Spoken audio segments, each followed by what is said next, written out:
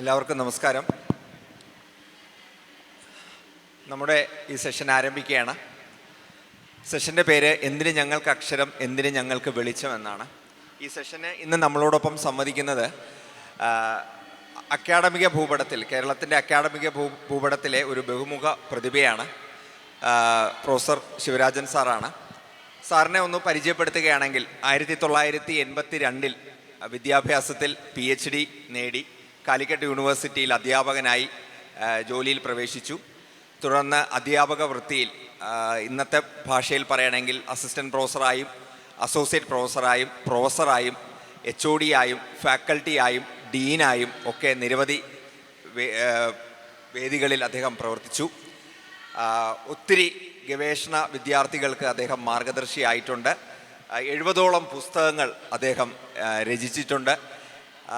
എല്ലാത്തിലും ഉപരിയായിട്ട് അദ്ദേഹത്തിൻ്റെ പുസ്തകങ്ങളാണ് ഇന്ന് B.Edനും M.Edനും ഒക്കെ പാഠ്യേതര പദ്ധതികളിൽ അല്ലെങ്കിൽ പാഠ്യപദ്ധതികളിൽ പോലും ഉൾപ്പെടുത്തിയിട്ടുള്ളത്. അപ്പോൾ വർത്തമാനകാല കേരളത്തിൻ്റെ പരിചയത്തിൽ നിന്നുകൊണ്ട് എന്തിന് ഈ ഫെസ്റ്റിവലിൻ്റെ ഭാഗമായി എന്തിന് ഞങ്ങൾക്ക് അക്ഷരം, എന്തിന് ഞങ്ങൾക്ക് വെളിച്ചം എന്ന വിഷയത്തിലേക്ക് ഞാൻ ഹാർദമായി സാഗറിനെ സ്വാഗതം ചെയ്യുകയാണ്.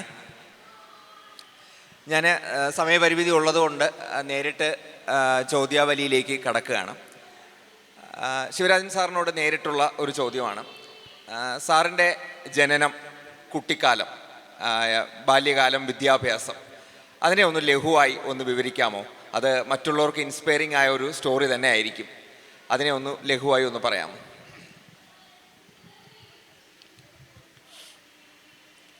ആമുഖമായിട്ട്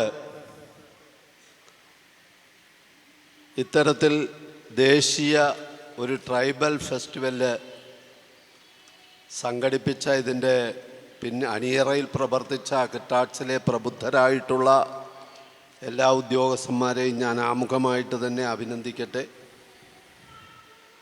ഇത്തരത്തിലൊരു വേദിയിൽ സംസാരിക്കാനുള്ള ഒരു ഇടം നൽകിയ അധികൃതരോട് എനിക്കുള്ള നന്ദി പറഞ്ഞുകൊണ്ട് ഞാൻ പ്രൊഫസർ പ്രവീൺ സാഗില്യ പറഞ്ഞ വിഷയത്തിലേക്ക് കടക്കുകയാണ്. അദ്ദേഹം ചോദിച്ച ഒന്നാമത്തെ ചോദ്യം എൻ്റെ ജനനവും കുട്ടിക്കാലവും വിദ്യാഭ്യാസവുമാണ്. പുലത്തറ 4 വശവും വെള്ളത്താൽ ചുറ്റപ്പെട്ട ഒരു ചെറിയ ദ്വീപാണ്. അതിൽ ദ്വീപിൽ 3 വീടുകളാണുള്ളത്. കിഴക്കേപ്പുര, ഇടപ്പുര, പടിഞ്ഞാറേപ്പുര. ഇതിലെ പടിഞ്ഞാറേപ്പുരയിലാണ് ഞാൻ ജനിച്ചത്.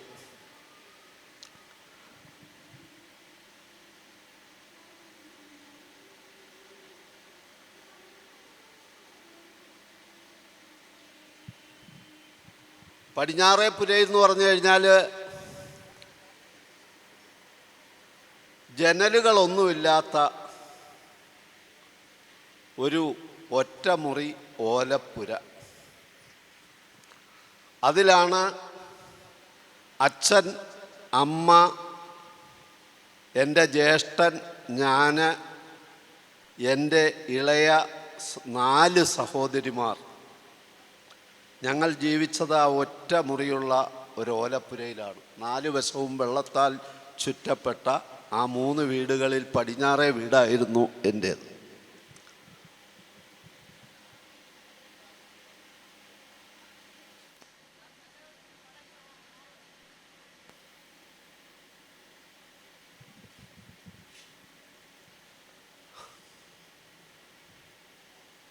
എൻ്റെ കുട്ടിക്കാലത്തേക്ക് തിരിഞ്ഞു നോക്കുമ്പോൾ സന്ധ്യ മയങ്ങിക്കഴിഞ്ഞാൽ അമ്മ ആ ഓലപ്പുരയിൽ ഒരു മണ്ണെണ്ണ വിളക്ക് കത്തിച്ചു വെക്കും. ജ്യേഷ്ഠനും ഞാനും എൻ്റെ 4 ഇളയ സഹോദരിമാരും ആ മണ്ണെണ്ണ വിളക്കിൻ്റെ പുകവായു ശ്വസിച്ചുകൊണ്ട് അതിൻ്റെ ചുറ്റുവട്ടമിരുന്ന് ഉറക്കെ പാഠഭാഗങ്ങൾ വായിക്കും. ഈ അക്ഷരപൂജയാണ് വാസ്തവത്തിൽ ഇന്നത്തെ ഈ വിഷയത്തിൽ പറഞ്ഞിരിക്കുന്ന പോലെ ജീവിതത്തിലേക്ക് ഞങ്ങൾക്ക് വെളിച്ചം തന്നിട്ടുള്ളത്. എൻ്റെ അമ്മ വിളക്ക് കൊളുത്തു എന്ന് പറഞ്ഞാൽ അമ്മ ഇല്ലിറ്ററേറ്റ് ആയിരുന്നു, പള്ളിക്കൂടത്തിൽ പോയിട്ടേ ഇല്ല. പക്ഷേ ഞങ്ങളെ 6 മക്കളെ വളർത്തുന്ന കാര്യത്തിൽ അമ്മ വലിയ മനഃശാസ്ത്രജ്ഞ മാത്രമല്ല, യൂണിവേഴ്സിറ്റിയിൽ നിന്ന് PhD എടുത്ത ആൾക്കാരേക്കാൾ അറിവും കഴിവും ഉണ്ടായിരുന്നു എന്ന് പറയാതെ നിവർത്തിയില്ല. ഞങ്ങൾ 6 മക്കളെയും നേരെ വളർത്തി വിദ്യാഭ്യാസം ചെയ്യിച്ചു. ജ്യേഷ്ഠൻ എൻജിനീയറാണ്, ഇളയ സഹോദരിമാർ ഒരാൾ ഹൈസ്കൂൾ ടീച്ചർ, മറ്റ് 2 പേര് ഡോക്ടേഴ്സ്, ഞാൻ യൂണിവേഴ്സിറ്റി പ്രൊഫസർ. ഇവിടെ എല്ലാം ഞങ്ങളുടെ ജീവിതത്തിൽ വെളിച്ചം പകർത്തിയ പ്രധാന വ്യക്തി ഞങ്ങളുടെ ഇല്ലിറ്ററേറ്റ് ആയിട്ടുള്ള അമ്മയാണ് എന്നുള്ളതാണ്. ഞാൻ പഠിച്ചത് എൻ്റെ ഗ്രാമത്തിൽ തന്നെയുള്ള കൃഷ്ണപുരം പ്രൈമറി സ്കൂളിലും തുടർന്ന് കായംകുളം ഹൈസ്കൂളിലും ഉപരിപഠനം നടത്തിയത് എറണാകുളം മഹാരാജാസ് കോളേജിലാണ്. തുടർന്ന് കേരള യൂണിവേഴ്സിറ്റിയിൽ നിന്നാണ് PG ഡിഗ്രിയും MAയും MEdും 1982 പ്രൊഫസർ പ്രവീൺ പറഞ്ഞതുപോലെ 1982 കേരള യൂണിവേഴ്സിറ്റിയിൽ നിന്ന് PhD എടുത്ത അവസരത്തിൽ എനിക്ക് കാലിക്കറ്റ് യൂണിവേഴ്സിറ്റിയിൽ അധ്യാപകനായിട്ട് ജോലി തന്നു. കൃത്യമായിട്ട് ഓർത്ത് പറഞ്ഞാൽ 1982 മാർച്ച് 4-ാം തീയതിയാണ് തിരുവിതാംകൂറിൽ നിന്ന് ഞാൻ മലബാറിലെ ഫറൂഖ് റെയിൽവേ സ്റ്റേഷനിൽ രാവിലെ ട്രെയിൻ ഇറങ്ങുന്നത്. ഇതാണ് എൻ്റെ വിദ്യാഭ്യാസ കാലഘട്ടം. സാർ, ഇതിൽ പ്രധാനമായിട്ട് എടുത്തു പറഞ്ഞത് അമ്മയുടെ വിദ്യാഭ്യാസമില്ലായ്മ സാറ് എടുത്ത് അടയാളപ്പെടുത്തി പറഞ്ഞു. അമ്മ PhD എടുത്തവരെക്കാളും മക്കളെ വളർത്തുന്നതിലും മക്കളെ വിദ്യാഭ്യാസ കാര്യങ്ങൾ നോക്കുന്നതിലും ഒക്കെ ശ്രദ്ധ പുലർത്തിയിരുന്നു എന്ന് പറഞ്ഞു. പക്ഷേ ഞാൻ മനസ്സിലാക്കുന്നത് സാറിൻ്റെ അച്ഛനൊരു അധ്യാപകനായിരുന്നു എന്നാണ് ഞാൻ മനസ്സിലാക്കുന്നത്.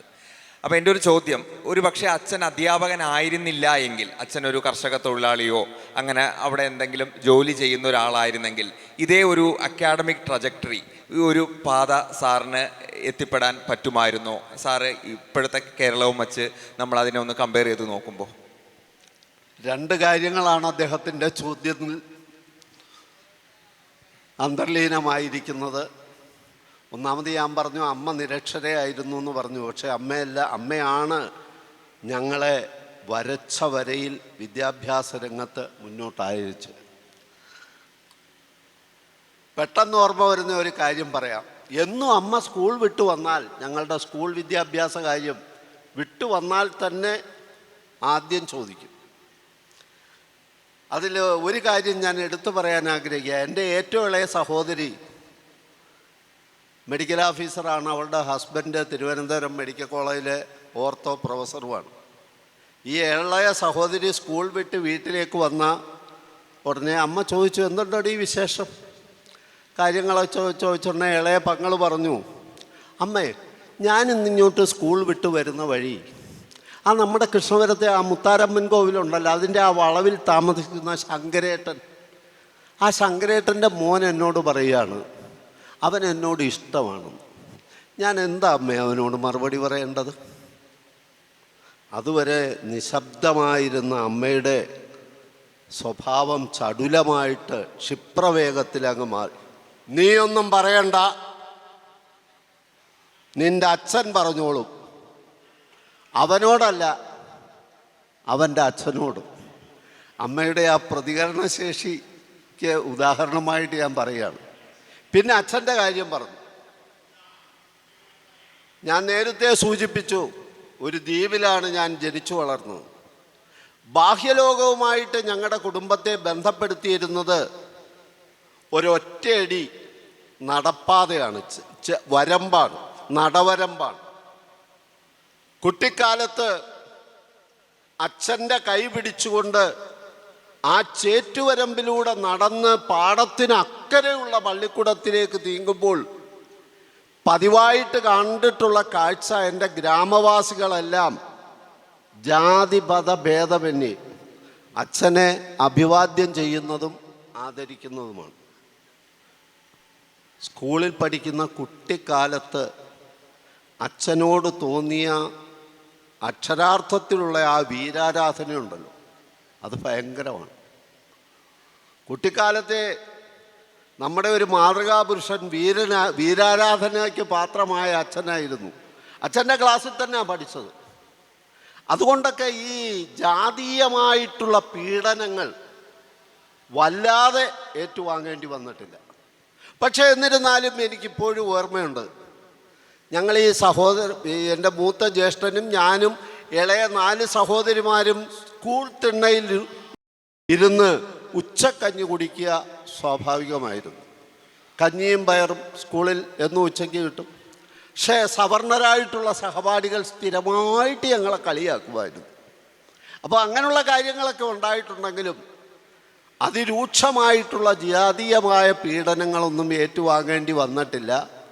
പിന്നെ എൻ്റെ സമുദായത്തിനെ സംബന്ധിച്ചിടത്തോളം പുലയ സമുദായത്തിലാകെ ഞങ്ങളുടെ നാട്ടിൽ വിദ്യാഭ്യാസമുള്ള ഒരു വ്യക്തി അച്ഛനായിരുന്നു. അച്ഛൻ അന്ന് 7ാം ക്ലാസ് പാസ്സായിരുന്നു. അതുകൊണ്ട് അധ്യാപകനായിട്ടൊരു ജോലി കിട്ടി. ആ ഒരു വെളിച്ചം വിദ്യാഭ്യാസ രംഗത്ത് ഞങ്ങളെ വഴി നടത്താൻ, മാതൃക കാണിക്കാൻ, മാർഗം കാണിക്കാൻ വളരെയേറെ സഹായകമായിട്ടുണ്ട്. ഇതാണ് അച്ഛനും അമ്മയുടെയും ഞങ്ങളുടെ ജീവിതത്തിലേക്കുള്ള വെളിച്ചം പകർന്നതിൻ്റെ ഒരു ഹ്രസ്വമായിട്ടുള്ള ചിത്രം.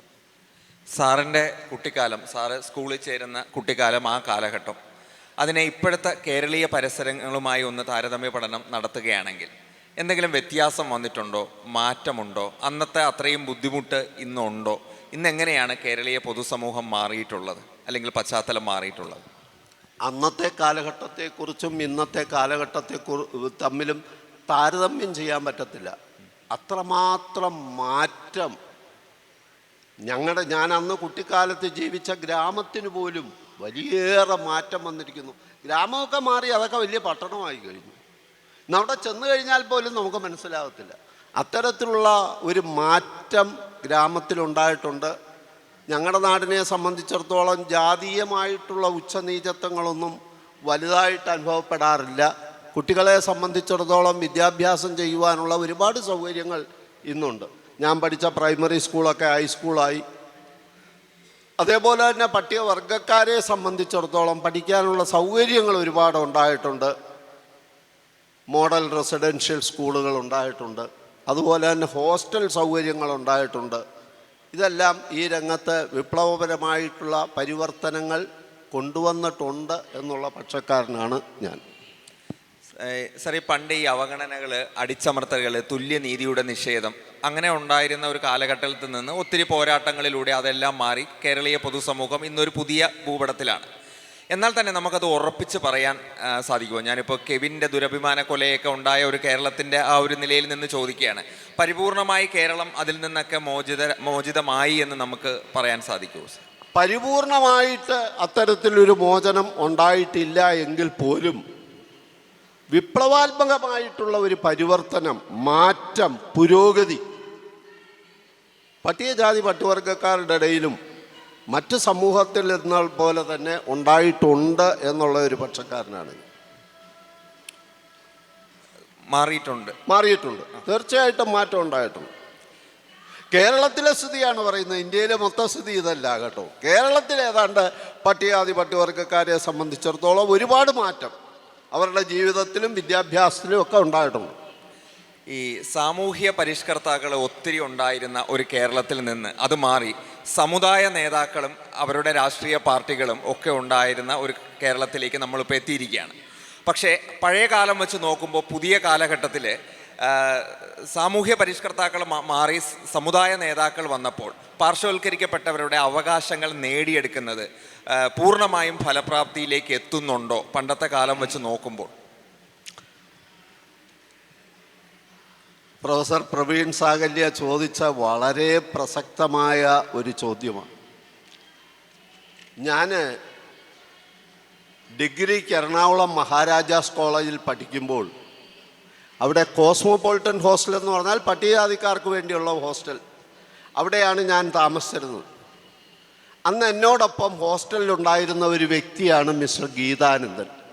ഗീതാനന്ദനെ അറിയാം? മുത്തങ്ങ സമരം. മുത്തങ്ങ സമരത്തിൽ ഇപ്പോൾ ഗോത്രമഹാസഭയുടെ കടിഞ്ഞാൺ പിടിക്കുന്ന ഗീതാനന്ദൻ, ജാനുവിൻ്റെ പേര് ഞാൻ പറയുന്നില്ല കേട്ടോ, ഗീതാനന്ദൻ. ആ കാലഘട്ടത്തിൽ KHSF, Kerala Harijan students federation, വിദ്യാർത്ഥി രംഗത്ത് വളരെ സജീവമായിരുന്ന പട്ടികജാതി പട്ടികവർഗക്കാരുടെ ഒരു സ്റ്റുഡൻസ് വിങ് ആയിരുന്നു കേരള ഹരിജൻ സ്റ്റുഡൻസ് ഫെഡറേഷൻ. അതിൻ്റെ നേതൃസ്ഥാനം വഹിച്ചിരുന്ന ഒരു തട്ടയിൽ രാമേന്ദ്രൻ, വള്ളികുന്നം ശശി, ഇവരൊക്കെയാണ് നേതൃസ്ഥാനം വഹിച്ചിരുന്നത്. ആ സംഘടനയിലെ വിദ്യാർത്ഥി സംഘടനയുടെ ഒരു മുന്നണി പ്രവർത്തകനായിരുന്നു ഞാൻ. ആ വിദ്യാർത്ഥി സംഘടന സംസ്ഥാന തലത്തിൽ തിരുവനന്തപുരത്ത് VJT ഹാളിൽ വെച്ചൊരു സംസ്ഥാന സമ്മേളനമൊക്കെ നടത്തുകയുണ്ടായി. ആ സംസ്ഥാന സമ്മേളനത്തിനോടനുബന്ധിച്ച് പ്രസിദ്ധീകരിച്ച ഒരു സുവനീറുണ്ട്. ആ സുവനീറിൻ്റെ ഒരു എഡിറ്റർ കൂടിയായിരുന്നു ഞാൻ. എന്ന് പറഞ്ഞാൽ ആ കാലത്ത് സജീവമായിട്ട് വിദ്യാർത്ഥി പ്രസ്ഥാനത്തിലുണ്ടായിരുന്നു. വിദ്യാർത്ഥി ജീവിതം കഴിഞ്ഞോടുകൂടി KHSF വിട്ട് കേരള ഹരിജൻ ഫെഡറേഷൻ എന്നൊരു സംഘടന ആ കാലത്ത് നിലവിൽ വന്നു. അതിൻ്റെ സാരഥി കല്ലറ സുകുമാരൻ എന്ന് പറയുന്ന വളരെ ദീർഘവീക്ഷണമുള്ള ഒരു മനുഷ്യസ്നേഹിയായിരുന്നു കല്ലറ സുകുമാരൻ. കല്ലറ സുകുമാരൻ്റെ നേതൃത്വത്തിലുള്ള കേരള ഹരിജൻ ഫെഡറേഷനിൽ വളരെ സജീവമായിട്ട് ഞാൻ പ്രവർത്തിച്ചു എന്ന് മാത്രമല്ല, ഇന്നുള്ള ആളുകൾക്ക് പറഞ്ഞാൽ ഉൾക്കൊള്ളാൻ കഴിയാത്ത തരത്തിൽ അന്ന് കല്ലറ സുകുമാരൻ സമുദായത്തിലെ സംഘടിപ്പിച്ചിരുന്നത്, ആ സംഘടനയെ വളർത്തിയിരുന്നത് കുടുംബയോഗങ്ങളിലാണ്. കുടുംബയോഗം എന്നൊന്നും പറഞ്ഞു കഴിഞ്ഞാൽ ഇന്ന് ആൾക്കാർക്ക് മനസ്സിലാകത്തില്ല. രാത്രി ഭക്ഷണമൊക്കെ കഴിച്ചു കഴിഞ്ഞാൽ 8 മണിക്ക് ഒരു 10-60 വീട്ടിലുള്ള ആളുകളെല്ലാം ഒരു വീടിൻ്റെ മുന്നിൽ അണിനിരക്കും. എന്നിട്ട് അവിടെ അങ്ങോട്ട് സമുദായത്തിനെക്കുറിച്ചും സമുദായം സംഘടിക്കേണ്ടതിൻ്റെ ആവശ്യകതയെക്കുറിച്ചും നമ്മുടെ പോരായ്മകളെക്കുറിച്ചും വിദ്യാഭ്യാസത്തിൻ്റെ പ്രാധാന്യത്തെക്കുറിച്ചും ഡോക്ടർ അംബേദ്കറെക്കുറിച്ചും അയ്യങ്കാളിയെക്കുറിച്ചും ഒക്കെ സവിസ്തരം അങ്ങ് പ്രസംഗിക്കുക തന്നെ. അത്തരം കുടുംബയോഗങ്ങളിൽ മല്ലപ്പള്ളി, ചാലാപ്പള്ളി, മുണ്ടക്കയം തുടങ്ങിയിട്ടുള്ള ഒരുപാട് സ്ഥലങ്ങളിൽ ഞാൻ ഈ കല്ലറ സുകുമാരൻ സാറിനോടൊപ്പം ഇത്തരം കുടുംബയോഗങ്ങളിൽ പങ്കെടുത്തിട്ടുണ്ട്. സമുദായത്തെ ഒന്നിച്ചണിനിരത്താൻ. കാലം കുറേ കഴിഞ്ഞോടുകൂടി KDF എന്നുള്ള സംഘടന മാറി, കേരള ഹരിജൻ ഫെഡറേഷൻ മാറി ഇന്ത്യൻ ദലിത് ഫെഡറേഷനായി. കേരള എന്നുള്ളത് മാറി ദേശീയ തലത്തിൽ ഇന്ത്യൻ ദലിത് ഫെഡറേഷനായി. സംഘടന വിപുലപ്പെട്ടു. അതോടുകൂടി ഞാൻ ജോലിയൊക്കെ നേടി കാലിക്കറ്റ് യൂണിവേഴ്സിറ്റിയിൽ വന്നു. ഈ കാലിക്കറ്റിൽ ഒരു ഭരതൻ എന്ന് പറഞ്ഞൊരാളുണ്ടായിരുന്നു, നല്ലൊരു സാമൂഹ്യ പ്രവർത്തകനായിരുന്നു. കല്ലറ സുകുമാരൻ്റെയും ഭരതൻ്റെയും ഒക്കെ നേതൃത്വത്തിൽ ഈ മലബാറിൽ 100 കണക്കിന് മീറ്റിങ്ങുകളിലും സ്റ്റഡി ക്ലാസ്സുകളിലും ഒക്കെ ഞാൻ പങ്കെടുത്തു, പ്രസംഗിക്കുകയും ക്ലാസ് എടുക്കുകയൊക്കെ ചെയ്തിട്ടുണ്ട്. പക്ഷെ കാലം പിന്നെ കുറേ പോയപ്പോഴത്തേക്ക് IDF കാലക്രമേണ BSP രംഗപ്രവേശം ചെയ്യുകയും BSPയിൽ അങ്ങ് ലയിക്കുകയും ചെയ്തു. എനിക്ക് സ്വതസിദ്ധമായിട്ട് പറഞ്ഞാൽ ഈ രാഷ്ട്രീയ രംഗത്തോട് വളരെ വിയോജിപ്പുള്ള ഒരു കൂട്ടത്തിലായതുകൊണ്ട് ഞാൻ പതുക്കെ ഉൾവലിഞ്ഞു. അങ്ങനെ ഈ BSPയുടെ രംഗത്തൊന്നുമില്ലാതെ ഞാൻ ക്രമേണ മാറി. ആ അവസരത്തിലാണ് കൊല്ലം ആസ്ഥാനമാക്കി KDF, കേരള ദലിത് ഫെഡറേഷൻ എന്നൊരു സംഘടന വന്നു. എൻ്റെ ബന്ധുക്കളായിരുന്നു അതിൻ്റെ ചുക്കാൻ പിടിച്ചിരുന്നത്. ആൾക്കാരുടെ പേരൊന്നും ഞാൻ പറയുന്നില്ല. അവരെല്ലാം ചുക്കാൻ പിടിച്ച് KDF കേരളത്തിലാകെ ഒരു കൊടുങ്കാറ്റ് പോലെ വ്യാപിച്ചു. ഞാനതിൻ്റെ പ്രവർത്തകനായി. ക്ലാസ്സുകൾ എടുക്കാനും പ്രസംഗിക്കാനും നിരവധി യോഗങ്ങളിലും ക്യാമ്പുകളിലും ഒക്കെ ഞാൻ പോയി. കുറേ കാലം കഴിഞ്ഞപ്പോഴത്തേക്ക് ഇന്നത്തെ ഭരണത്തിൻ്റെ ഈ KDFനന്ന് യാതൊരു രാഷ്ട്രീയ പാർട്ടിയും അല്ലായിരുന്നു. രാഷ്ട്രീയ അതീതമായിട്ടായിരുന്നു KDF സംഘടിപ്പിച്ചത്. പക്ഷെ അതിൻ്റെ നേതൃസ്ഥാനത്തിലുള്ളവർ ഈ നവകേരളത്തിൻ്റെ ഭാഗമായിട്ട് അങ്ങോട്ട് ചാഞ്ഞതോടുകൂടി ഈ മലബാർ പ്രദേശത്തുള്ള അതിൻ്റെ അനുയായികൾ എല്ലാം അതിൽ നിന്ന് മാറുകയും KDF D, Kerala democratic federation, Kerala Dalit federation D എന്ന് പറഞ്ഞാൽ ഡെമോക്രാറ്റിക് എന്ന് പറയുന്ന പുതിയൊരു സംഘടനയ്ക്ക് രൂപം നൽകുകയും ചെയ്തു. എന്തിനേറെ പറയുന്നു, ഇന്നത് എത്തി നിൽക്കുന്ന എവിടെ എന്ന് പറഞ്ഞാൽ SDF. SDF എന്ന് പറഞ്ഞാൽ അതിൻ്റെ ഫുൾ ഫോം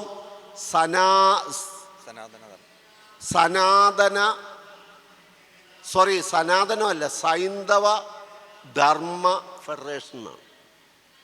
KDFന്റെ ഡിക്ക് വന്ന പരിവർത്തനം ഒന്ന് ആലോചിച്ച് നോക്കി.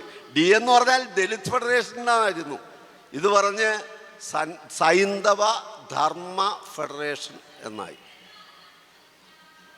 വാസ്തവത്തിൽ എൻ്റെയൊക്കെ പ്രതീക്ഷ അസ്തമിച്ചു എന്ന് പറയേണ്ടി വരുന്നതിൽ എനിക്ക് വലിയ ഒരു നിരാശ തോന്നാറുണ്ട് അതിനെക്കുറിച്ചൊക്കെ.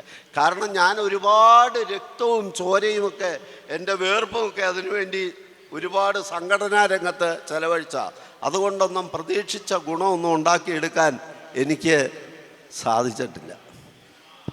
സർ, നമ്മളെപ്പോഴും ഈ കേരളം ഇന്ത്യക്ക് മാതൃക, കേരളം ലോകത്തിന് മാതൃക, ഇവിടെ പുരോഗമനം, നവോത്ഥാനം, മുന്നേറ്റം എല്ലാം നടക്കുന്നു, ശാക്തീകരണം നടക്കുന്നു എന്നൊക്കെ പറയാറുണ്ട്.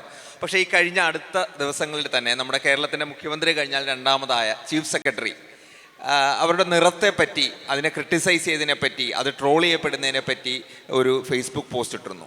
എന്താണ് മലയാളികൾക്ക് ഈ മനോഭാവത്തിൽ ഉണ്ടാകുന്ന ഈ മാറ്റം? എന്താണ്, എവിടെയാണ് നമ്മൾ അവിടെ ഒരു പരിണാമം നമ്മൾ കുറിക്ക് കൊടുക്കേണ്ടത്? ശ്രീമതി ശാരദ മുരളീധരൻ കഴിഞ്ഞ ദിവസങ്ങളിലൊക്കെ പത്രത്തിലൊക്കെ ഒരുപാട് വാർത്ത വന്നിരുന്നു.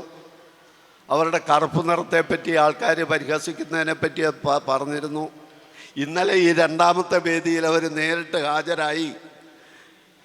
അവരതിനെക്കുറിച്ച് ഇന്നലെയും ഇവിടെ സംസാരിച്ചിരുന്നു. രണ്ടാമത്തെ വേദിയിലുണ്ടായിരുന്നു അവർ. അപ്പോൾ ഈ കറുപ്പിനെക്കുറിച്ച് IAS എന്ന് പറഞ്ഞാൽ IASകാരി മാത്രമല്ല, അവരുടെ ഹസ്ബൻഡായിരുന്നു നേരത്തെ, വേണു സാറായിരുന്നു ചീഫ് സെക്രട്ടറി. അദ്ദേഹത്തിൻ്റെ റിട്ടയർമെൻറ്റിന് ശേഷം ശ്രീമതി ശാരദാ മുരളീധരൻ അവരാണ് ചീഫ് സെക്രട്ടറി. അങ്ങനെയുള്ളവർക്ക് പോലും ഇത്തരത്തിലുള്ള ആക്ഷേപങ്ങൾ നേരിടേണ്ടി വരികയാണ്. നമുക്കറിയാം, കലാഭവൻ മണി എത്രയോ കഴിവുള്ള വ്യക്തിയായിരുന്നു, എത്രമാത്രം കഴിവുള്ള വ്യക്തിയായിരുന്നു. പക്ഷെ നമ്മുടെ സമൂഹം അദ്ദേഹത്തെ ആദരിക്കുകയോ അംഗീകരിക്കുകയോ ചെയ്യുന്നില്ല. കാരണം അദ്ദേഹം പട്ടികജാതിക്കാരനാണെന്നുള്ളതാണ്. എന്തിനേറെ പറയുന്നു, നമുക്ക് അതിലും ഏറ്റവും നല്ല മുന്നിലുള്ള ദൃഷ്ടാന്തം കലാഭവൻ മണിയുടെ ഒരു അനുജൻ TD രാമകൃഷ്ണൻ. RLV രാമകൃഷ്ണൻ ഈ ഭരതനാട്യത്തിലും കുച്ചിപ്പുടിയിലുമൊക്കെ അതിസമർത്ഥനാണ്. അപ്പോൾ ആ രംഗത്തുള്ള പ്രാഗൽഭ്യമുള്ളവർ പോലും അയാളെ അംഗീകരിക്കാൻ തയ്യാറായിട്ടില്ല. ഈ അടുത്ത കാലത്ത് കേരള കലാമണ്ഡലം അദ്ദേഹത്തിന് അസിസ്റ്റന്റ് പ്രൊഫസറായിട്ട് കൊടുത്തു. അടുത്ത സമയത്ത് അത് ഒരു അക്കാഡമിക്കായിട്ടുള്ള ഒരു ഔന്നത്യം എന്നുള്ളതിനെ ഒഴിച്ചാൽ ബാക്കിയുള്ള ജനഹൃദയങ്ങളിൽ അദ്ദേഹത്തെ, ആർട്ടിസ്റ്റുകളുടെ മനസ്സിൽ അദ്ദേഹത്തെ ഇപ്പോഴും കടത്തി വിടുന്നില്ല എന്നുള്ളത് സത്യമല്ലേ? അതൊക്കെ ഉണ്ട് സമൂഹത്തിൽ, പൂർണ്ണമായിട്ട് അത് മാറിയിട്ടില്ല. ജാതിയുടെയും മതത്തിൻ്റെയും നിറത്തിൻ്റെയും ഒക്കെ എവിടെയാണ് ഒരു കറക്ഷൻ വേണ്ടത്? എവിടെയാണ് കറക്ഷൻ? അത് ഈ സമൂഹത്തിലുള്ള മാറ്റം ഒറ്റ ദിവസം കൊണ്ട് നമ്മൾ പ്രതീക്ഷിച്ചിട്ട് കാര്യമില്ല. അതൊക്കെ ഗ്രാജുവലായിട്ടുണ്ടാകത്തേ ഉള്ളൂ. ഗ്രാജുവലായിട്ട് അത് ഉണ്ടാകുന്നുണ്ട്. സാമൂഹ്യ മാറ്റം ഒറ്റയടിക്ക് സാധ്യമല്ല, ക്ഷിപ്രസാധ്യമല്ലല്ലോ. ആണോ ഹേമപാലൻ സാറേ? അത് ഗ്രാജുവലായിട്ടുണ്ടാകത്തേ ഉള്ളൂ എന്നാണ് എനിക്ക് തോന്നുന്നത്. അത് ഗ്രാജുവലായിട്ടുള്ള ഒരു പരിണാമം കേരളത്തിൽ പ്രത്യേകിച്ചും ഉണ്ടാകുന്നുണ്ട് എന്നാണ് എൻ്റെ അഭിപ്രായം. സാറ് ഈ നേരത്തെ രാഷ്ട്രീയം അത്ര പഥ്യമല്ല എന്ന രീതിയിൽ പറഞ്ഞുകൊണ്ട് തന്നെ ഞാൻ മനഃപൂർവ്വം ചോദ്യം ചോദിക്കുകയാണ്. പൊതുവെ രാഷ്ട്രീയക്കാരൊക്കെ പാർശ്വവൽക്കരിക്കപ്പെട്ടവർ മുന്നോട്ട് വരണം, അവരുടെ ശാക്തീകരണമൊക്കെ നിരന്തരം വേദികളിൽ പറയാറൊക്കെ ഉണ്ട്. പക്ഷേ 1956 മുതലുള്ള കേരള ചരിത്രം എടുത്താൽ സംവരണ മണ്ഡലം മാറി ഉള്ള ജനറൽ നിയോജക മണ്ഡലങ്ങളിൽ ഒരു പാർശ്വവൽക്കരിക്കപ്പെട്ട സ്ഥാനാർത്ഥിയെയും ഒരു രാഷ്ട്രീയ പാർട്ടിയും അവിടെ സ്ഥാനാർത്ഥിയാക്കിയിട്ടില്ല. അതിനെപ്പറ്റി സാറിന് എന്താണ് പറയാനുള്ളത്? അതിനെപ്പറ്റി എനിക്ക് പറയാനുള്ള മറുപടി പറയണമെങ്കിൽ ഒരു ദിവസം വേണം. ഈ ഒരു ചുരുങ്ങിയ സമയത്തിൽ 1-ാം വട്ടമേശ സമ്മേളനവും 2-ാം വട്ടമേശ സമ്മേളനവും 3-ാം വട്ടമേശ സമ്മേളനവും അതിനെ തുടർന്നുണ്ടായ കമ്മ്യൂണൽ അവാർഡും അതേ തുടർന്ന് ഗാന്ധിജി യർവാദ ജയിൽ നിരാഹാരമനുഷ്ഠിച്ചതും അംബേദ്കർ രംഗപ്രവേശം ചെയ്യുന്നതും ഗാന്ധിജിയും അംബേദ്കറും തമ്മിലൊരു സന്ധി സംഭാഷണം നടക്കുകയും പൂരാ പാക്ട് എന്ന് പറയുന്ന ഒരു സംവിധാനം ഉണ്ടാകുകയും ചെയ്തതിലൂടെയാണ് നമ്മുടെ നാട്ടിലെ പട്ടികജാതി പട്ടികവർഗക്കാർക്ക് സ്വന്തം പ്രതിനിധികളെ തിരഞ്ഞെടുക്കാനുള്ള അവകാശം നഷ്ടപ്പെടുന്നു. അല്ലാതെ അതിനു മുമ്പെന്ന് പറഞ്ഞാൽ പട്ടികജാതി പട്ടികവർഗക്കാർക്ക് എല്ലാം 2 വോട്ടായിരുന്നു. ഒന്ന് ജനറലായിട്ടുള്ള കാൻഡിഡേറ്റിനെ തിരഞ്ഞെടുക്കാനും, രണ്ടാമത് അവരവരുടെ പട്ടികജാതിക്കാർക്ക് അവരുടെ, പട്ടികവർഗക്കാരുടെ അവരുടെ നേതാക്കളെ തിരഞ്ഞെടുക്കാനും ഉള്ള സംവിധാനം. അത് പൂന പാക്റ്റിലൂടെ അത് നഷ്ടപ്പെട്ടു. അത് നഷ്ടപ്പെട്ടതോടുകൂടി ഇന്ത്യയിലെ സംബന്ധിച്ചിടത്തോളം മതസ്ഥിതരായിട്ടുള്ള ആളുകൾക്ക് പിന്നെ രാഷ്ട്രീയത്തിലൊരു വ്യക്തമായ പ്രാതിനിധ്യം ഇല്ലാതെ പോയി. പ്രാതിനിധ്യം ഉണ്ടോയെന്ന് ചോദിച്ചാൽ നമ്മുടെ അട്ടപ്പാടിയിൽ ഒരു കുറേ നാളുകൾക്ക് മുമ്പ് ഒരു ആളിനെ പരസ്യമായിട്ട് ആളുകളെല്ലാം കൂടെ തല്ലിക്കൊന്നു. പാവപ്പെട്ടവൻ ഒരു നേരം ഭക്ഷണം മോഷ്ടിച്ചു എന്നുള്ളതാണ് കുറ്റം.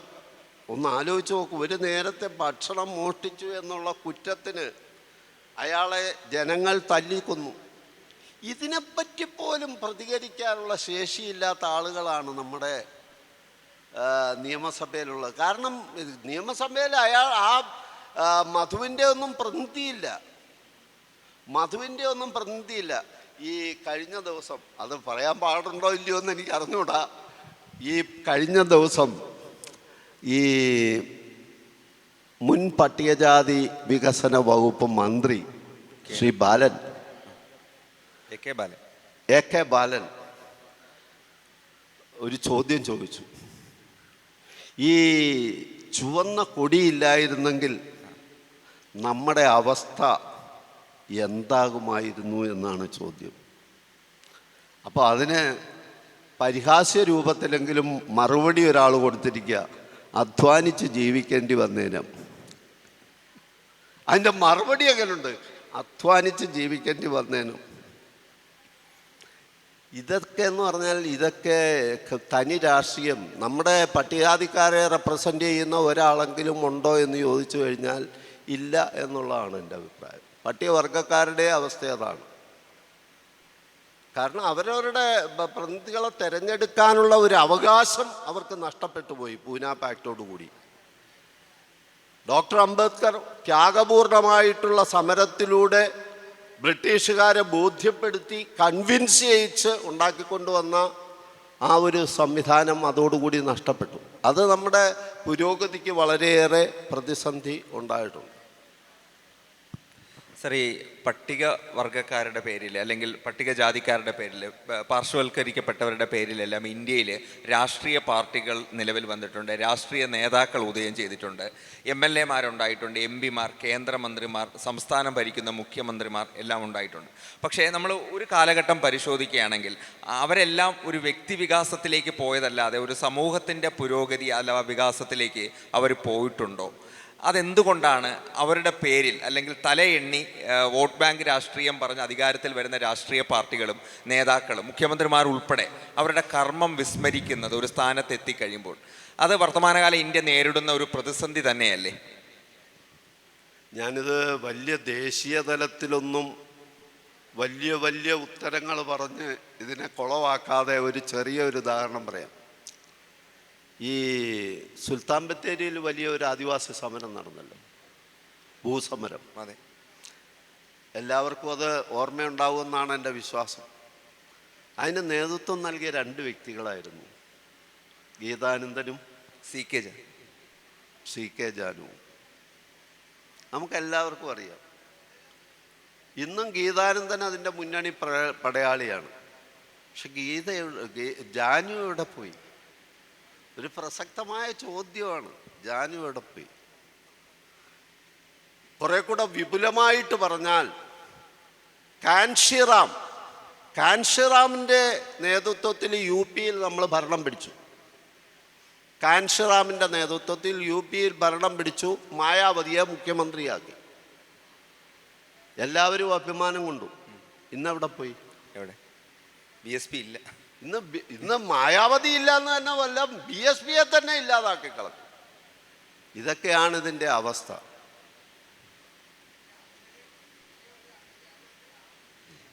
പിന്നെ കൂടുതൽ ആഴത്തിലേക്ക് ഞാൻ ഇറങ്ങി അത് വിശദീകരണം ചെയ്യാൻ ആഗ്രഹിക്കുന്നില്ല.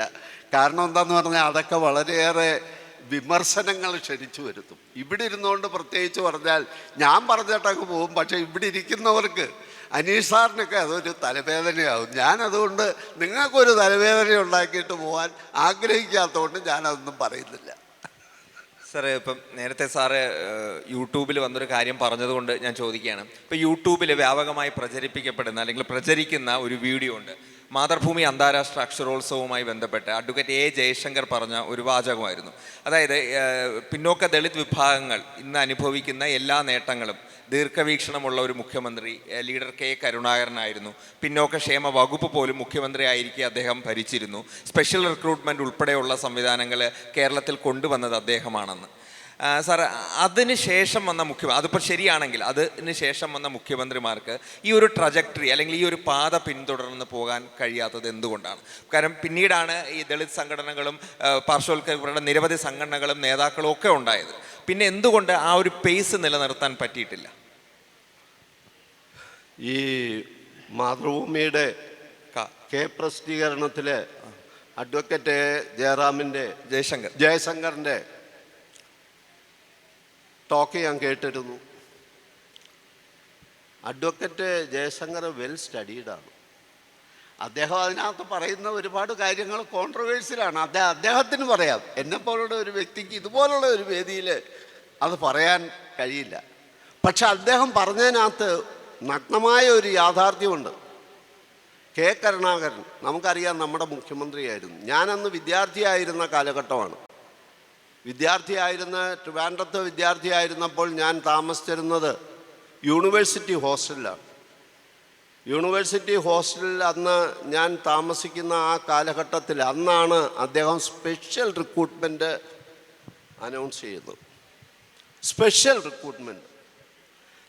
റിക്രൂട്ട്മെൻ്റ് എന്ന് പറഞ്ഞാൽ അന്ന് ഒരുവിധം നമ്മുടെ ഹോസ്റ്റലിൽ താമസിച്ച ഒരുവിധം നടക്കാനും ഓടാനും ഒക്കെ കഴിവുള്ളവരെ എല്ലാവരെയും SIമാരുമായിട്ടും സർക്കിൾ ഇൻസ്പെക്ടറുമായിട്ടും തൂത്തുവാരി എടുത്തുകൊണ്ട് പോയി. ഞാൻ PSCയിൽ ഒരു ഇൻ്റർവ്യൂവിന് ടീച്ചർ പോസ്റ്റിൻ്റെ ഇൻ്റർവ്യൂവിന് എന്നുണ്ടേ അന്ന് PSC ചെയർമാനായിരുന്ന തിരുനെല്ലൂർ കരുണാകരൻ സാറ് എന്നോടൊരു ചോദ്യം ചോദിച്ചു. എന്നോട് ആ ചോദ്യം ചോദിക്കാൻ കാരണം എന്താണെന്ന് വെച്ചാൽ എന്നെ കണ്ടു കഴിഞ്ഞാൽ തന്നെ ഒരു DYSP ആയിട്ടൊക്കെ ഡയറക്റ്റായിട്ട് സെലക്ഷൻ കിട്ടും. ഞാനന്ന് പഠിക്കുന്ന കാലത്ത് കോളേജിലെ അത്ലറ്റിക് ചാമ്പ്യനായിരുന്നു.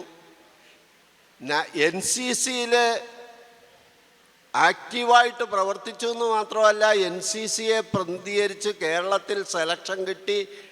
ഡൽഹിയിൽ റിപ്പബ്ലിക് ഡേക്ക് വരെ ഞാൻ പങ്കെടുത്തു. എനിക്ക് NCCയുടെ B സർട്ടിഫിക്കറ്റും C സർട്ടിഫിക്കറ്റും ഒക്കെ ഉണ്ട്. ഇതെല്ലാം കൊണ്ടുവന്ന് കാണിച്ചാൽ തന്നെ എന്നെ നല്ല DYSPയോ SP കേരളയിലോട്ടൊക്കെ സെലക്ഷൻ തരും. പിന്നെ താൻ എന്തിനാടോ ഇങ്ങോട്ട് വന്നതെന്നാണ് അന്ന് വളരെ ദീർഘവീക്ഷണം. തിരുനെല്ലൂർ കരുണാകരൻ എന്ന് പറഞ്ഞാൽ ആ കാലഘട്ടത്തിൽ യൂണിവേഴ്സിറ്റി കോളേജിൽ പ്രൊഫസറായിരുന്നു, മലയാളം പ്രൊഫസറായിരുന്നു.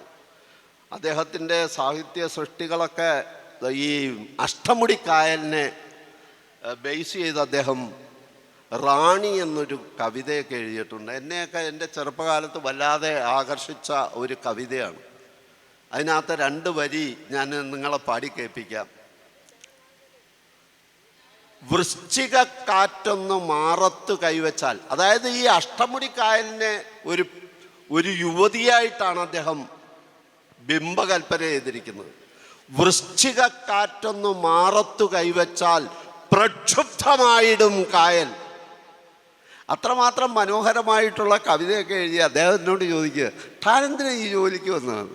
ഞാൻ ചെന്നുകൊണ്ട് ചോദിക്കുക, എന്ന് പറഞ്ഞാൽ എന്നെ കണ്ടാൽ അന്ന് കരുണാകരൻ സാറ് സ്പെഷ്യൽ റിക്രൂട്ട്മെൻറ്റ് വന്നിരിക്കുന്നു, നിങ്ങളെല്ലാം ചെന്നാൽ എല്ലാവർക്കും ജോലി തരും, SP എങ്കിൽ SP, DYSP എങ്കിൽ അങ്ങനെയൊക്കെ ഒരുപാട് പട്ടികവർഗക്കാരെ സംബന്ധിച്ചിടത്തോളം അവരുടെ ജീവിതത്തിൽ അവിസ്മരണീയമായ മാറ്റങ്ങൾ വാരി വിതറിയ ഒരു വ്യക്തിയായിരുന്നു കെ കരുണാകരൻ.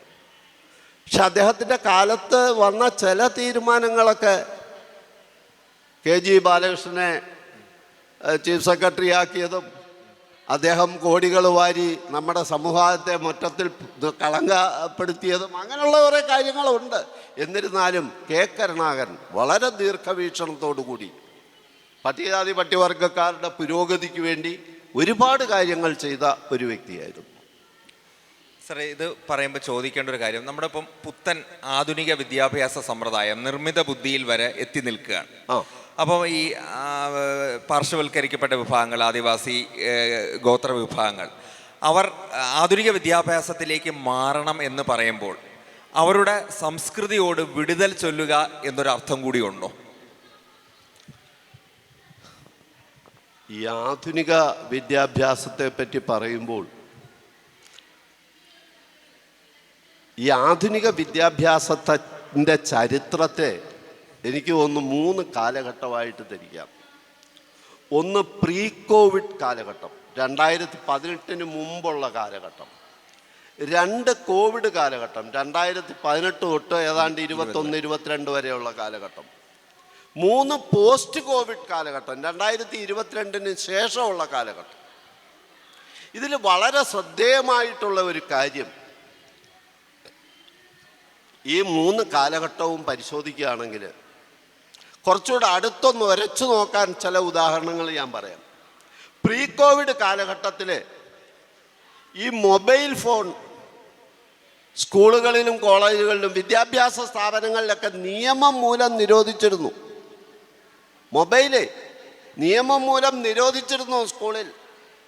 പക്ഷെ കോവിഡ് കാലഘട്ടമായപ്പോൾ ക്ലാസ് മുറികളെല്ലാം അടഞ്ഞു, സ്കൂളുകളെല്ലാം അടഞ്ഞു, ക്ലാസ്സുകളെല്ലാം ഓൺലൈനിലേക്ക് ഷിഫ്റ്റ് ചെയ്യപ്പെട്ടു. ക്ലാസ്സുകളിൽ ഓൺലൈനിലേക്ക് ഷിഫ്റ്റ് ചെയ്യപ്പെട്ട അവസരത്തിൽ അധ്യാപകർ മാത്രമല്ല രക്ഷിതാക്കളും കുട്ടികളുടെ കാല് പിടിക്കാൻ തുടങ്ങി. ഒന്ന് എടുക്കുമോനെ, ഒന്ന് എടുക്കുമോളെ, നീ ഒന്ന് എടുക്കുമോളെ എന്ന് പറഞ്ഞ് കുട്ടികളുടെ കാല്, അങ്ങനെ കുട്ടികൾ എടുത്തു. കുട്ടികൾ എടുത്തെന്ന് പറഞ്ഞു കഴിഞ്ഞാൽ അത് ഒരു 1.5 എടുപ്പായിരുന്നു. തിരികെ വെച്ചില്ല, എടുത്തവരങ്ങ് എടുത്തു. ഈ കൂട്ടത്തിൽ എനിക്ക് ഒരു ചെറിയ ഒരു ജീവിതാനുഭവം കൂടെ പറയാതെ പോകുന്നത് ശരിയല്ല. ഞാൻ ഈ സാറ് പറഞ്ഞല്ലോ B.Ed M.Ed അതിനൊക്കെ പുസ്തകം എഴുതിയിട്ടുണ്ടെന്ന് പറഞ്ഞു. അപ്പം ഈ പുസ്തകത്തിൽ ചില ട്രാൻസാക്ഷണൽ അനാലിസിസ് പോലുള്ള പുതിയ ചില സങ്കേതങ്ങളൊക്കെ ഉൾപ്പെടുത്തിയതോടുകൂടി ചില കോളേജുകൾക്കൊന്നും ഇത് എടുത്താൽ പൊങ്ങത്തില്ല. അപ്പോൾ അതൊരു സൈഡ് പൊക്കി കൊടുക്കാനായിട്ട് കോളേജുകാരെന്നെ വിളിക്കും, സാർ ആ ടോപ്പിക്ക് ഒന്ന് എടുത്തു തരാം. അങ്ങനെ എന്നെ ഒരു ദിവസം കൽപ്പകഞ്ചേരി ഒരു കോളേജുണ്ട് മലപ്പുറം ജില്ലയിൽ, പ്രിൻസിപ്പൽ എൻ്റെ സുഹൃത്താണ്. അദ്ദേഹം പറഞ്ഞു, സാർ ഒരു ദിവസം വന്ന് ഈ ട്രാൻസാക്ഷൻ അനാലിസും NLP എന്ന് പറഞ്ഞു, അതിൻ്റെ ലേറ്റസ്റ്റ് ആയിട്ടുള്ള ഒരു സബ്ജക്റ്റ് ഉണ്ട് NLP, ന്യൂറോ ലിംഗ്വിസ്റ്റിക് പ്രോഗ്രാമിംഗ് എന്നാണ് അതിൻ്റെ ഫുൾ ഫോം. അതൊക്കെ ഒന്ന് എടുത്തു വന്നാൽ ഉപകാരമായി. ഞാൻ പറഞ്ഞ എന്താ അജിത്തെ, ഞാൻ വരാമല്ലോ എന്ന് പറഞ്ഞു. അപ്പോൾ അദ്ദേഹം എന്നോട് പറഞ്ഞു, സാർ കോഴിക്കോട് ബസ് സ്റ്റാൻഡിൽ നിന്ന് എവരി 10 മിനിറ്റ്സ് തൃശ്ശൂരിനൊരു ലിമിറ്റഡ് സ്റ്റോപ്പ് ബസ് ഉണ്ടാവും, സാർ ആ ബസ്സിൽ കയറി പുത്തനത്താണിയിൽ ബസ് ഇറങ്ങിയാൽ മതി, ഞാൻ 9 മണിക്ക് അവിടെ നിൽക്കും കാറുമായിട്ട്. അവിടുന്ന് ഒരു 3 കിലോമീറ്ററേ ഉള്ളൂ, ഒരു 10 മിനിറ്റ് ഡ്രൈവ്, നമുക്ക് 9:30 ക്ലാസ്സും തുടങ്ങാം. ഞാൻ പറഞ്ഞു ആയിക്കോട്ടെ വരാമെന്ന് പറഞ്ഞു. ഞാൻ ഈ 9 മണിയുടെ കാത്തുനിൽപ്പിന് വേണ്ടി 8:45 തന്നെ പുത്തനത്താണിയിൽ ബസ് ഇറങ്ങി. അപ്പോൾ അദ്ദേഹം 9 മണിക്കല്ലേ വരുള്ളൂ.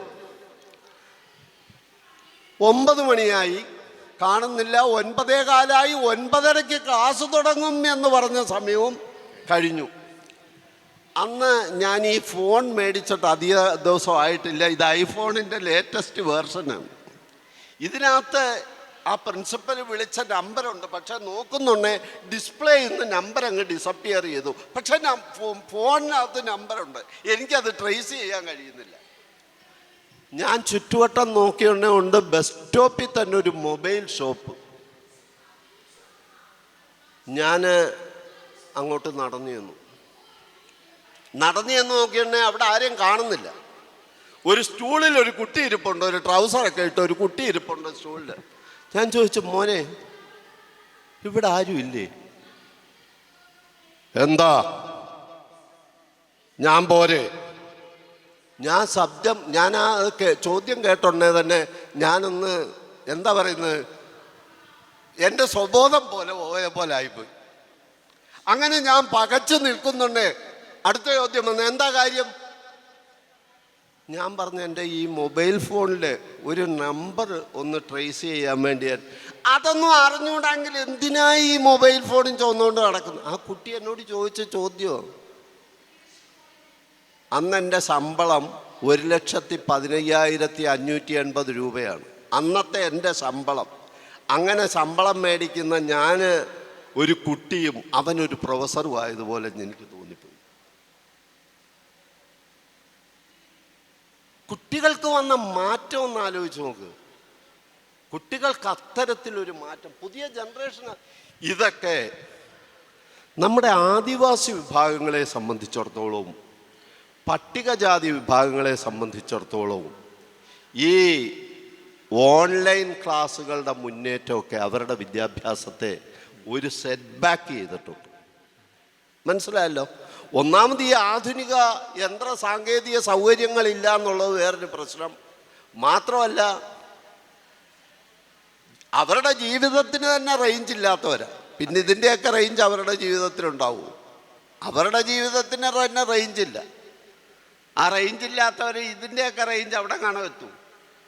അതൊക്കെ ഇവരുടെ വിദ്യാഭ്യാസത്തെ വളരെയേറെ പ്രതികൂലമായിട്ട് ബാധിച്ചിരുന്നു.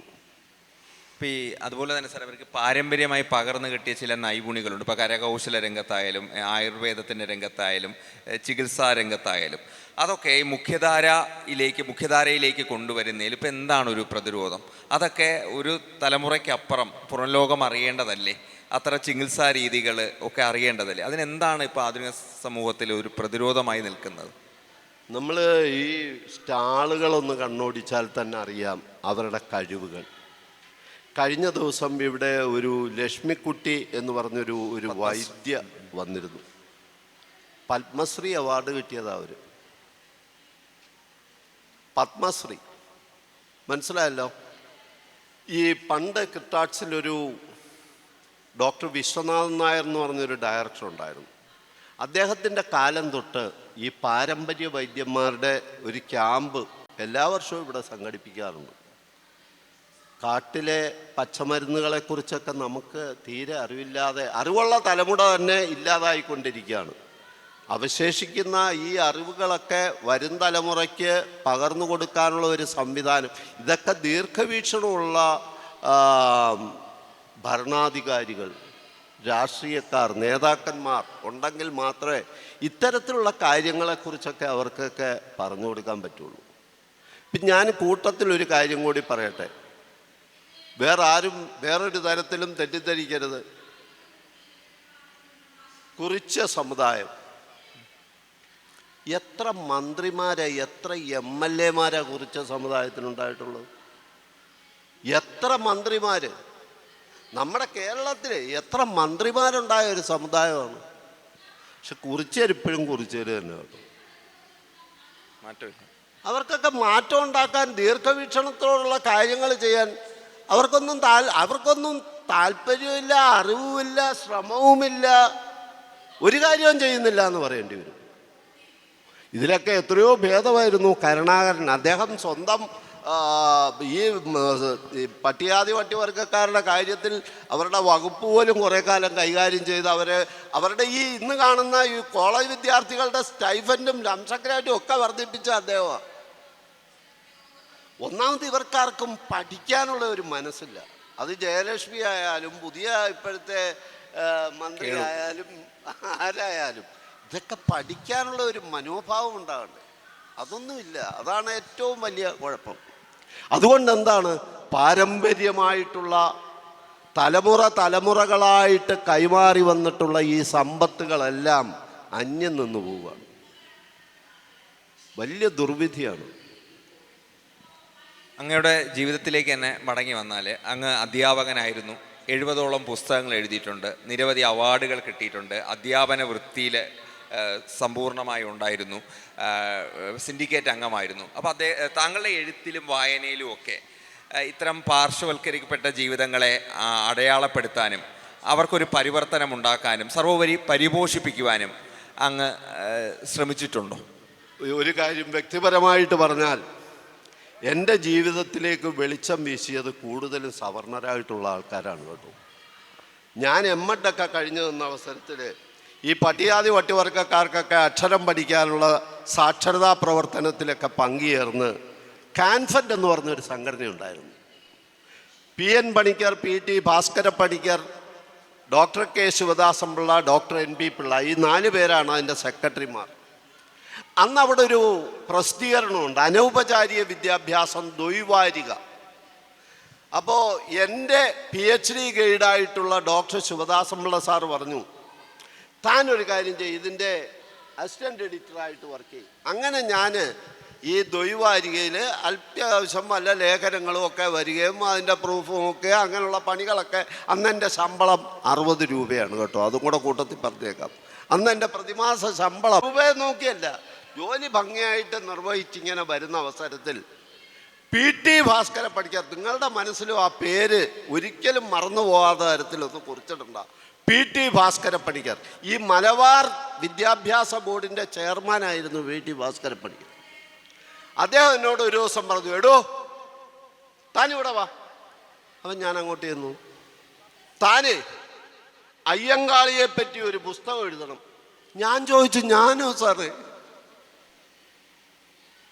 അപ്പോൾ ഈ PT ഭാസ്കര പണിക്കർ CPIയുടെ ഒരു നേതാവ് കൂടിയാണ്. CPI ഈ 90-ാം ആണ്ട് ലഹള, അയ്യങ്കാളിയാണ് കേരളത്തിൽ ആദ്യമായിട്ട് തൊഴിലാളി സമരം തുടങ്ങുന്ന അയ്യങ്കാളിയാണ്. 90-ാം ആണ്ട് ലഹള, അതായത് നിങ്ങൾ ഞങ്ങളുടെ കുട്ടികളെ പഠിപ്പിച്ചില്ലെങ്കിൽ, നിങ്ങൾ ഞങ്ങളെ കുട്ടികളെ പഠിപ്പിക്കാൻ സ്കൂളിൽ പ്രവേശനം നൽകുന്നില്ലെങ്കിൽ നിങ്ങളുടെ ഈ പാഠങ്ങളെല്ലാം മുട്ടിപ്പുല്ല് മുളപ്പിക്കും എന്ന് ഞങ്ങൾ പ്രഖ്യാപിച്ചുകൊണ്ട് സമരം ആരംഭിച്ചു. അതിനെയാണ് 90-ാം ആണ്ട് ലഹള എന്ന് പറയുന്നത്. അപ്പോൾ അതിനെപ്പറ്റിയൊക്കെ ഒന്ന് ജനങ്ങൾ അറിയട്ടെ എന്നുള്ളതായിരിക്കണം അദ്ദേഹത്തിൻ്റെ താല്പര്യം. എന്തായാലും എന്നോട് പറഞ്ഞു, താൻ എഴുതിയേ പറ്റൂ. അപ്പോൾ ഞാൻ പറഞ്ഞു, സാർ ഞാനും അങ്ങനെ ഒരു കാര്യം ഞാൻ ചിന്തിച്ചിട്ട് പോലുമില്ല, ഒരു പുസ്തകം എഴുതുക. ഞാൻ എഴുതി. അദ്ദേഹം വേണ്ട ഡയറക്ഷനൊക്കെ തന്നു. ശ്രീമൂലം പ്രജാസഭയിൽ പോയി അന്നത്തെ കാര്യങ്ങളൊക്കെ തെരഞ്ഞു പിടിക്കാനും, അതുപോലെ ഈ അയ്യങ്കാളിയുടെ ബന്ധുജനങ്ങളെയൊക്കെ കണ്ട് അവരോടൊക്കെ കാര്യങ്ങൾ അയ്യങ്കാളിയെപ്പറ്റി ഒരു പുസ്തകമോ ഒരു രേഖയോ ഒരു ആർട്ടിക്കിളോ അന്ന് ആരും എഴുതിയിട്ടില്ല. അങ്ങനെ അയ്യങ്കാളിയുടെ ഒരു മകൻ കേരള യൂണിവേഴ്സിറ്റി വിജിലൻസ് ഓഫീസറുണ്ട്, P ശശി. അദ്ദേഹത്തെയൊക്കെ കണ്ട് കാര്യങ്ങളൊക്കെ ചോദിച്ച് ഞാൻ ഒരു വിധം എഴുതിയൊക്കെ കൊണ്ടുവന്ന്, ഇതൊന്നും ഇങ്ങനെ പോരാ, ഇങ്ങനെ തരത്തിലൊക്കെ എഴുതണം എന്നൊക്കെ അദ്ദേഹം നിർദ്ദേശം തന്ന് അതനുസരിച്ച് ഞാൻ എഴുതി. അങ്ങനെ ആദ്യമായിട്ട് ഒരു പുസ്തകം ഞാൻ എഴുതി എന്നുള്ളത് മാത്രമല്ല, അയ്യങ്കാളിയെപ്പറ്റി ആദ്യമായിട്ടൊരു പുസ്തകം ഉണ്ടാകുന്ന അങ്ങനെയാണ്. 1978 അയ്യങ്കാളിയുടെ ജന്മനാടായ വെങ്ങാനൂരിൽ വെച്ച് കാൻഫഡിൻ്റെ സെക്രട്ടറി PN പണിക്കരുടെ അധ്യക്ഷതയിൽ അന്നത്തെ ധനകാര്യമന്ത്രിയായിരുന്ന S വരദരാജൻ നായരാണ് അത് റിലീസ് ചെയ്തത്. അതിനെ തുടർന്ന് ഞാൻ പിന്നെ കേരള യൂണിവേഴ്സിറ്റിയിൽ നിന്നൊക്കെ PhD എടുത്ത് കാലിക്കട്ടി വന്നു. തുടർന്ന് ഞാൻ ഡോക്ടർ അംബേദ്കറെ കുറിച്ച് എഴുതി, കേളപ്പജിയെപ്പറ്റി എഴുതി. ഇതെല്ലാം കാലിക്കറ്റ് യൂണിവേഴ്സിറ്റിയാണ് പ്രസിദ്ധീകരിച്ചത്. തുടർന്നാണ് ഈ B.Ed M.Ed വിഷയങ്ങൾക്കുള്ള പുസ്തകങ്ങൾ എഴുതണം എന്ന് യൂണിവേഴ്സിറ്റി ആവശ്യപ്പെട്ടു. ഞാൻ ആ വിഷയങ്ങളെല്ലാം പഠിച്ചു. വിദ്യാർത്ഥിയായിരുന്ന കാലഘട്ടത്തിൽ പഠിച്ചത് പോരായല്ലോ പുസ്തകം എഴുതണമെങ്കിൽ. എഡ്യൂക്കേഷണൽ സൈക്കോളജിയും എഡ്യൂക്കേഷണൽ ഫിലോസഫിയും എഡ്യൂക്കേഷണൽ ടെക്നോളജിയും സയൻസ് എഡ്യൂക്കേഷനും മാത്തമാറ്റിക്സ് എഡ്യൂക്കേഷനും സോഷ്യൽ സയൻസ് എഡ്യൂക്കേഷനും ഇംഗ്ലീഷ് ലാംഗ്വേജ് എഡ്യൂക്കേഷനും എന്ന് വേണ്ട ഈ പുസ്തകങ്ങളെല്ലാം രാപകല് അധ്വാനിച്ച് പഠിച്ച് എഴുതിയുണ്ടാക്കി. അത് കഴിഞ്ഞാണ് ടെറ്റ് ടീച്ചേഴ്സ് എലിജിബിലിറ്റി ടെസ്റ്റ് വരുന്നത്. അത് പുസ്തകം ആവശ്യം വന്നു, അതിനെഴുതി. പിന്നെ സെറ്റിനെഴുതി. നെറ്റ് എക്സാമിനേഷന് പുസ്തകമില്ല, കേരളത്തിൽ എവിടെയും കിട്ടാനില്ല. നെറ്റ് എക്സാമിനേഷന് വേണ്ടി പുസ്തകം എഴുതി. പിന്നെ LPST, UPST, HST, HSST തുടങ്ങിയിട്ടുള്ള കാര്യങ്ങൾക്കെല്ലാം ഇന്ന് 68 പുസ്തകങ്ങൾ അങ്ങനെ എഴുതിയിട്ടുണ്ട്. പിന്നെ അവാർഡുകളെന്ന് പറഞ്ഞു കഴിഞ്ഞാൽ കിട്ടാഡ്സ് മുഖാന്തരം എനിക്കൊരു അവാർഡ് കിട്ടിയിട്ടുണ്ട്. അത് പറയാതിരിക്കാൻ നിവൃത്തിയില്ല. കിട്ടാഡ്സ് ശ്രീ സുകുമാരൻ നായർ, അദ്ദേഹത്തെക്കുറിച്ചൊക്കെ ഓർക്കാനുള്ള ഒരു സൗകര്യവും കൂടിയാണല്ലോ. സുകുമാരൻ നായർ, സുഭാഷ് സാറിന് ഓർമ്മയുണ്ടോ? സുകുമാരൻ സാറിന് അറിയുക അറിയിക്കുക എന്നുള്ള പരിപാടി നമ്മുടെ ബ്ലോക്ക് തലങ്ങളിലെല്ലാം അറിയുക അറിയിക്കുക. ഡോക്ടർ അംബേദ്കറെ കുറിച്ച് അതിൽ സ്ഥിരമായിട്ട് ഒരു പ്രഭാഷണം എൻ്റേതായിരുന്നു. എല്ലാ ബ്ലോക്കുകളിലും പോയി പ്രഭാഷണം. അതോടനുബന്ധിച്ചാണ് എനിക്ക് ഡോക്ടർ അംബേദ്കർ ഫെലോഷിപ്പ് കിട്ടുന്നത്. അംബേദ്കർ ഫെലോഷിപ്പ് കിട്ടി. അതിനെ തുടർന്ന് ബെസ്റ്റ് ടീച്ചർ അവാർഡ് കിട്ടി, ആദിച്ചൻ പുരസ്കാരം കിട്ടി, റൈറ്റേഴ്സ് അവാർഡ് കിട്ടി, best extension educator award national ലെവലിൽ കിട്ടി. അതുപോലെ തന്നെ നാഷണൽ ലെവലിൽ 2021 ലൈഫ് ടൈം അച്ചീവ്മെൻ്റ് അവാർഡ് കിട്ടി. പക്ഷേ ഈ അവാർഡുകളെല്ലാം കിട്ടിയെങ്കിൽ പോലും എൻ്റെ മനസ്സിൽ കൂടുതൽ വിലമതിക്കുന്ന ഇതിനൊന്നുമല്ല. അതുകൂടെ ഇത്തരുണത്തിൽ ഞാനൊന്ന് പറഞ്ഞോട്ടെ.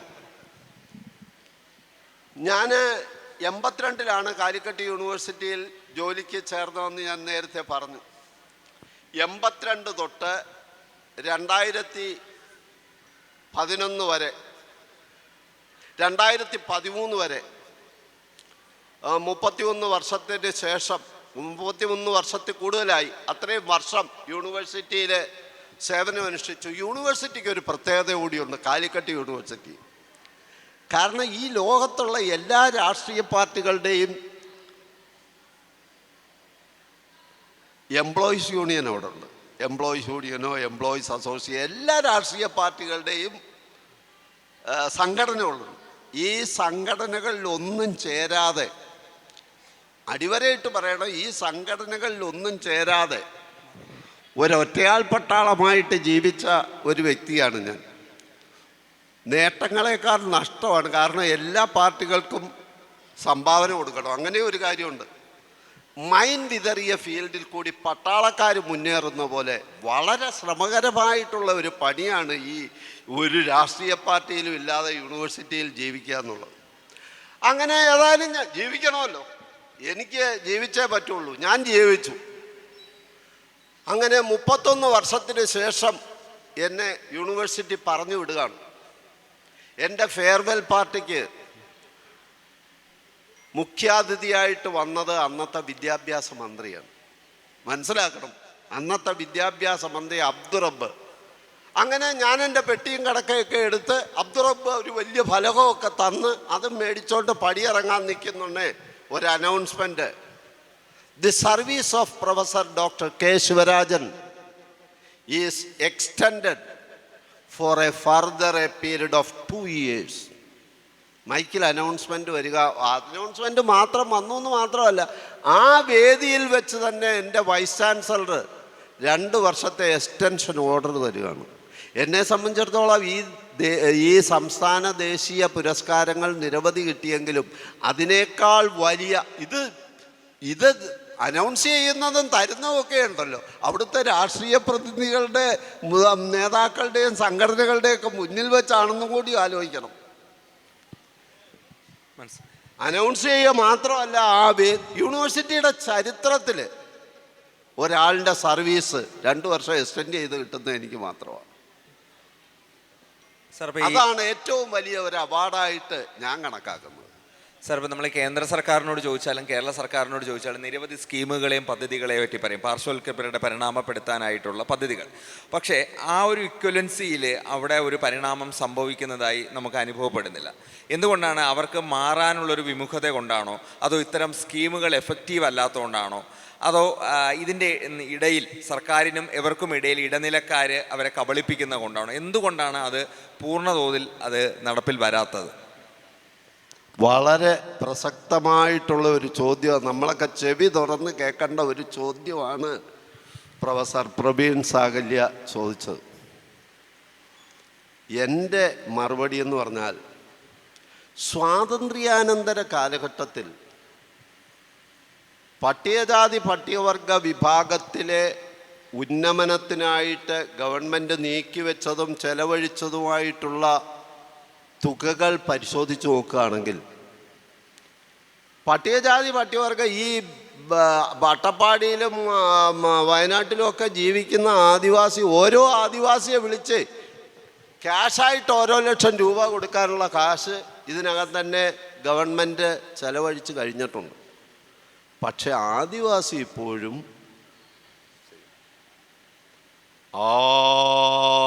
ആദിവാസി പോലെ തന്നെ കഴിയുകയാണ്. എന്താ ആദിവാസികളുടെ വീടിൻ്റെ, ഇന്നലെ ഇവിടെ കേട്ട ഒരു കാര്യമാണ്, ആദിവാസികൾക്ക് സർക്കാർ വീട് നിർമ്മിക്കുന്നുണ്ടേ അതിൻ്റെ ഉയരം, അതിൻ്റെ വീടിൻ്റെ ഉയരവേ, മുറിയുടെ ഉയരം പൊക്കമില്ലാത്ത എന്താ? ആദിവാസി നീളമില്ലാത്തതുകൊണ്ടാണോ? ആദിവാസി വീടുകൾക്കൊന്നും കതവും ജനലും ഒന്നും ഇല്ലാത്ത എന്താ? അവർക്കൊന്നും ശുദ്ധവായുവും പ്രാണവായുവും ഒന്നും വേണ്ടാത്തതുകൊണ്ടാണ്. അപ്പോൾ അതിനെക്കുറിച്ചൊക്കെ സംസാരിക്കുകയാണെങ്കിൽ ഒന്നാമത്തെ കാര്യം,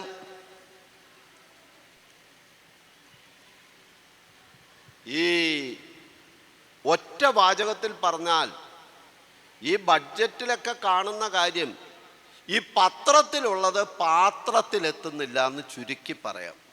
പത്രത്തിൽ ഇതെല്ലാം കാണും, പാത്രത്തിലെത്തുന്നില്ല. എന്തുകൊണ്ടാണ് ഈ അട്ടപ്പാടിയിലെ കുട്ടികൾ ഈ അനാരോഗ്യം, അവരുടെ എന്താ പോഷക ഗുണമില്ലാത്ത കാരണമൊക്കെ മരിക്കാൻ കാരണം എന്താ? നമ്മൾ ഇന്നും പഠിക്കുന്നില്ല അതിനെപ്പറ്റി. വയനാട്ടിലെ കുട്ടികൾക്ക് എന്താ ഭക്ഷണ കുറവുണ്ടാകുന്നതിൻ്റെ കാരണം എന്താണ്? ഇതിനെപ്പറ്റി ഒന്നും പഠിക്കുന്നില്ല. പദ്ധതികളുടെ കുറവുണ്ടോ എന്ന് വെച്ചാൽ പദ്ധതികൾക്ക് യാതൊരു കുറവുമില്ല, പദ്ധതികൾ ഇഷ്ടം പോലെ ഉണ്ട്. കാശ് ചെലവഴിക്കുന്നുണ്ടോ എന്ന് ചോദിച്ചാൽ കാശ് ചെലവഴിക്കുന്നുണ്ട്. പിന്നെ ഇതെല്ലാം എങ്ങോട്ട് പോകുന്നു എന്ന് പറഞ്ഞാൽ സർക്കാർ ഉദ്യോഗസ്ഥന്മാർ, ഇടനിലക്കാർ, കോൺട്രാക്റ്റുകാർ, ഇവരൊക്കെ തമ്മിലൊരു കോക്കസ് ഉണ്ട്. രാഷ്ട്രീയക്കാർ അവരും ഉണ്ട് കേട്ടോ, ഞാൻ വിട്ടുപോയതാണ് കേട്ടോ, വെരി സോറി. രാഷ്ട്രീയക്കാർ, ഇടനിലക്കാർ, ഉദ്യോഗസ്ഥന്മാർ, ഇവരൊക്കെ ചേർന്ന കരാറുകാർ, ഇവരൊക്കെ ചേർന്ന ഒരു കോക്കസ്. പട്ടികജാതി കുടുംബങ്ങളിലേക്ക് ശുദ്ധജലം എത്തുന്നില്ല, അവരുടെ വീട് പണി, റോഡ് പണി നടക്കുന്നില്ല. ഇതൊക്കെ ദിവസവും പത്രത്തിലും റേഡിയോയിലും കാണാറുണ്ട്. ശുദ്ധജലം എത്തുന്നില്ല, റോഡ് നിർമ്മാണം നടക്കുന്നില്ല, അവർക്ക് വീട് വെക്കുന്നത് നടക്കുന്നില്ല. അവരുടെ വീടുകൾ മാത്രം എന്താ ഈ പകുതി വഴിക്ക് നിന്നു പോകുന്നത്? ആലോചിക്കേണ്ട കാര്യമല്ലേ ഇതേക്കുറിച്ചൊക്കെ? ഇതൊക്കെ ഉണർന്ന് ചിന്തിക്കേണ്ടതും ആലോചിക്കേണ്ടതുമായിട്ടുള്ള സമയം അതിക്രമിച്ചിരിക്കുന്നു. ഇതിനെക്കുറിച്ച് ചിന്തിക്കാനും പ്രവർത്തിക്കാനും പ്രബുദ്ധതയോടുകൂടി ഊർജ്ജസ്വലമായിട്ട് ആക്ടിവിസ്റ്റുകളെ പോലെ മുന്നണി പടയാളികളാവുകയും ചെയ്യേണ്ട ആൾക്കാരൊക്കെ SDF ചേർന്ന് അതിൻ്റെയും കൊടി പിടിക്കാൻ തുടങ്ങിയിരിക്കുന്നു. SDF സൈന്ധവ ധർമ്മ ഫെഡറേഷൻ ആയിക്കഴിഞ്ഞു. പിന്നെ ആരാ ഇതിനൊക്കെ ശബ്ദം ഉയർത്തുക? സർ, നമ്മുടെ ഈ ടൈറ്റിൽ ടോപ്പിലേക്ക് വന്നാൽ ഇവരിലേക്ക് ചോദ്യങ്ങൾ പോകുന്നതിന് മുമ്പ് ഒരു മിനിറ്റിൽ നമുക്ക് പറഞ്ഞ് അവസാനിപ്പിക്കാം. പുതിയ തലമുറയിലോട് സാറിന് എന്താണ് പറയുന്നത്? ഞങ്ങൾക്ക് എന്തിന് അക്ഷരം, ഞങ്ങൾക്ക് എന്തിന് വെളിച്ചം എന്നാണ് നമ്മുടെ ടൈറ്റിൽ. സമയം ഓക്കെ, 5 മിനിറ്റ്. ആ ചോദ്യത്തിൻ്റെ സാർ അതിൽ ചോദിക്കേണ്ടത്, അവരുടെ പരമ്പരാഗത സംസ്കൃതികളിൽ അവർ വ്യാപൃതരാകണോ, അതോ ആധുനിക വിദ്യാഭ്യാസത്തിൻ്റെ ടൂളുകൾ നിർമ്മിത ബുദ്ധി ഉൾപ്പെടെ ഉപയോഗിച്ച് സംസ്കൃതി ഉപേക്ഷിച്ച് മടങ്ങണോ? സംസ്കൃതിയിൽ നിന്നുകൊണ്ട് നല്ല ഒരു ചോദ്യമാണ്, നല്ല ചോദ്യമാണ്. അതിൻ്റെ ഉത്തരം പാരമ്പര്യമായിട്ട് ആദിവാസികൾ തുടർന്നു വരുന്ന ആ സംസ്കാരം നിലനിർത്തിക്കൊണ്ട്, അടിവരയിട്ട് പറയട്ടെ, നിലനിർത്തിക്കൊണ്ട് ആധുനികമായിട്ടുള്ള വിദ്യാഭ്യാസം നേടണം. അതാണ് അതിൻ്റെ ഉത്തരം. പ്രായോഗിക തലം അതിൻ്റെ പ്രായോഗിക തലം എന്ന് പറഞ്ഞു കഴിഞ്ഞാൽ വൈദ്യശാസ്ത്രമായാലും ഈ കഴിവുകളായാലും ഇതൊക്കെ അവർ വിടാൻ പാടില്ല, അവരൊക്കെ നിലനിർത്തണം. ഒപ്പം തന്നെ അത് മാത്രം കൊണ്ട് കാട്ടിൽ കഴിയാൻ കഴിയത്തില്ല. കാരണം കാടെല്ലാം നാടായി കഴിഞ്ഞു.